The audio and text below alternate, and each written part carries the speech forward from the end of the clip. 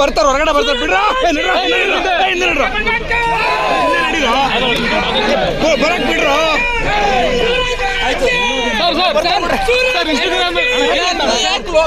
ಸತ್ಯನ ದಾಸಿಗೆ ಮುಚ್ಚಿಡಕ್ಕಾಗಲ್ಲ. ಇವತ್ತೇನು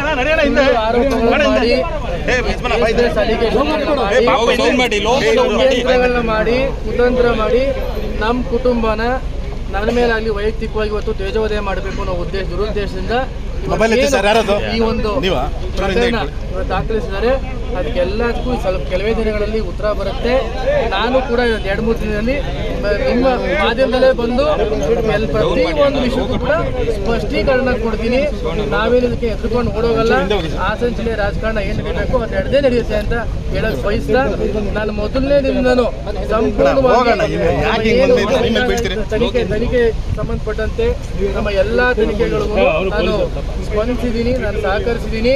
ನಾನೇ ಎದುರ್ಕೊಂಡು ಹೋಗೋಂಥ ಪ್ರಶ್ನೆ ಇಲ್ಲ. ಯಾಕೆ ನನ್ನ ಕಾಪಾಡಿದ ಒಂದು ವಿಶ್ವಾಸ ಇರೋ ದೃಷ್ಟಿಯಿಂದನೇ ನನಗೆ ಇನ್ನೊಂದು ಮುಖ್ಯವಾಗಿ ಇವತ್ತು ನಮ್ಮ ಕಾನೂನು ವ್ಯವಸ್ಥೆಯ ಮೇಲೆ ನನ್ನ ಸಂಪೂರ್ಣವಾಗಿ ವಿಶ್ವಾಸ ಇದೆ, ಸಂಪೂರ್ಣವಾಗಿ ನಂಬಿಕೆ ಇದೆ. ಈ ಒಂದು ಷಡ್ಯಂತ್ರದಿಂದ, ಈ ಒಂದು ಕುತಂತ್ರದಿಂದ ನಾನು ಯಾವುದೇ ಕಾರಣಕ್ಕೂ ಕೇಸ್ ಅನ್ನಲ್ಲ. ಇದು ಷಡ್ಯಂತ್ರ ಅಂತಾನೆ ಹೇಳ್ತೀನಿ, ಒಂದು ಕುತಂತ್ರ ಅಂತಾನೆ ಹೇಳ್ತೀನಿ. ಈ ಕುತಂತ್ರದಿಂದ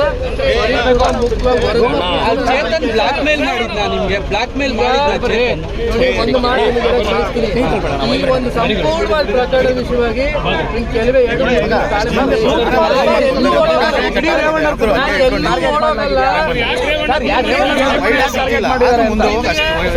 ಎಲ್ಲಾ ಮಾಧ್ಯಮಗಳನ್ನು ಕೂರಿಸಿ ನಾನೇ ಮಾಧ್ಯಮದಲ್ಲಿ ಈ ಕಂಪ್ಲೀಟ್ ಪ್ರಕರಣಕ್ಕೆ ಸ್ಪಷ್ಟೀಕರಣ ಕೊಡುವಂತ ಕೆಲಸ ಮಾಡ್ತೀನಿ.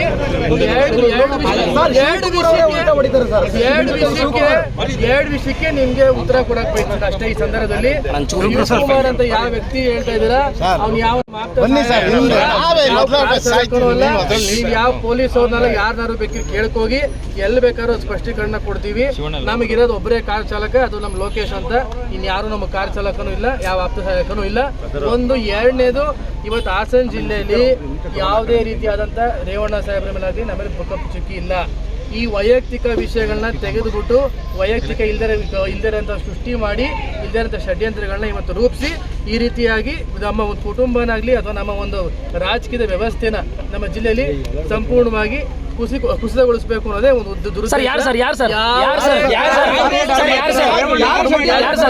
2-3 ದಿನ ವೇಟ್ ಮಾಡಿ ಉತ್ತರ ಕೊಡ್ತೀವಿ, ಎಲ್ಲೂ ಹೋಗಲ್ಲ. ನಾನೇನು ಎದುರ್ಕೊಂಡು ಓಡೋಗಲ್ಲ.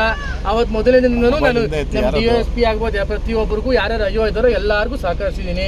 ನಾನೇನು